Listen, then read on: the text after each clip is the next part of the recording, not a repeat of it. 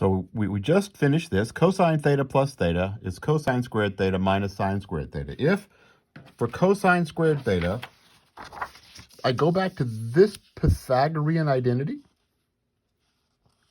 and subtract sine squared from both sides, I get cosine squared theta is 1 minus the sine squared theta. I could also do the same thing. I could get sine squared theta is 1 minus the cosine squared theta.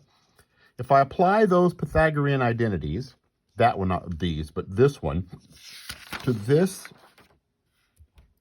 identity, I can replace the sine squared theta with 1 minus the cosine squared and do some algebra. This becomes 2 cosine squared theta, minus 1. If I replace the cosine squared theta with 1 minus the sine squared theta, I get 1 minus 2 sine squared theta. These are alternative versions.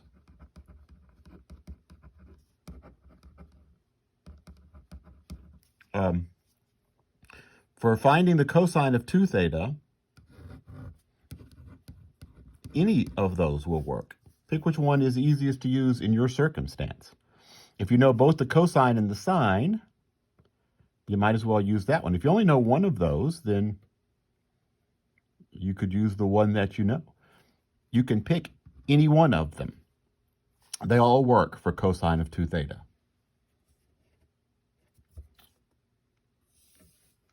There's also a formula for tangent of 2 theta, relying on the identity for tangent of a sum, but I wouldn't worry about that one if I were you. Finally, I think this will be the last identity for a while that we need to actually worry too much about. Half angles.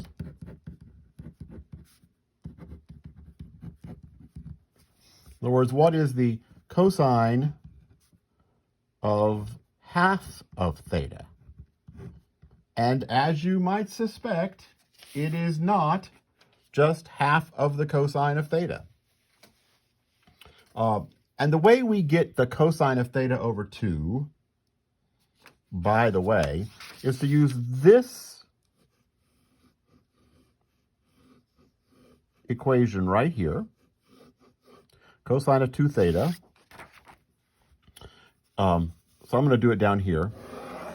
The cosine of theta is the cosine of 2 times 1/2 of theta, which is, according to the double angle formula we just got, 2 cosine squared of theta over 2 minus 1.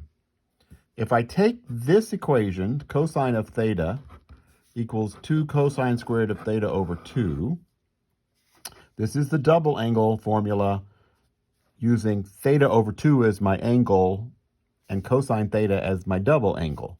I get that. If I solve this equation for cosine of half of theta, I get this. Plus or minus the square root, excuse me, of 1 plus the cosine of 2 theta, just theta, over 2. Right, so that should just be a theta there. That blob is a theta. Now, why plus or minus?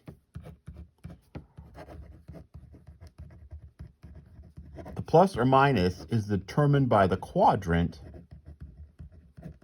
of theta over 2. Where does it live? Is its cosine positive or negative? Remember, we've looked at this picture several times. Which angles are positive and negative in which quadrant? Remember, all students take calculus is the reminder of what's positive and what's negative. To find the sine of theta over 2, it looks a lot like that one. It's plus or minus the square root of 1 minus the cosine of theta over 2. Notice it involves the cosine of theta. To find the sine of a half angle, you need to know the cosine of the angle. They look the same except for the plus or the minus in the numerator. And this one is worth knowing. The tangent of half an angle is plus or minus the square root. Well, it's sine over cosine. 1 minus the cosine of theta over 1 plus the cosine of theta. There are two other formulas. I'm not going to show you where they come from that work for tangent of theta. One of them is sine theta over 1 plus the cosine of theta. No square roots, no pluses or minuses. And the other one is 1 minus the cosine of theta over sine theta. I'm going to do some examples in the third video.